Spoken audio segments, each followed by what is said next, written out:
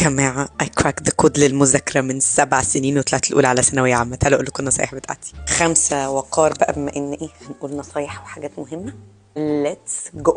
نبتدي بالاهم فالمهم. كانت اول حاجه بعملها ان انا بمسك الموبايل بالايباد باللابتوب كل ده بره الاوضه واقفل على نفسي من جوه علشان اعرف اركز من غير اي تشتيت. التاني نصيحه دي تراديشنال قوي، بس باعتبار ان انا كنت ادبي وهي فعلا نصيحه بتشتغل، هو التكرار بيعلم الشطار. حلوا بقى نماذج امتحانات تفضلوا تعيدوا وتزيدوا في المعلومه 500 مره، بس فعلا الواحد لما بيكرر المعلومه بكذا طريقه بتختلف جدا.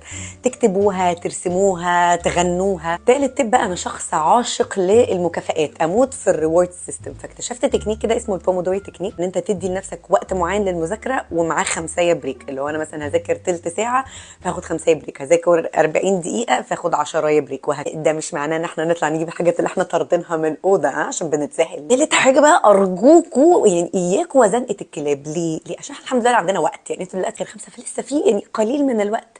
بالراحه افتحي الحاجات، مش لازم ليلتها. دول بقى حاجات كده الجيل الجديد طلعها، بس عايزك ما تجرب يا اخي. يعني دول شويه ابلكيشنز كده they were proven ان هم بيشتغلوا. انا الصراحه ما كانوش على ايامي، بس لما فتحت وشفت التكنيكس بتاعتهم فعلا مفيدين جدا. نصيحتين بقى دول جوه قلبي ايكولي. عايزاكوا تناموا كتير وتدعوا كتير وفولو ذا جود نيوز برضه اختكم الكبيره، وما تنسوش تشارك مع اصحابكم اللي محتاجين الفيديو.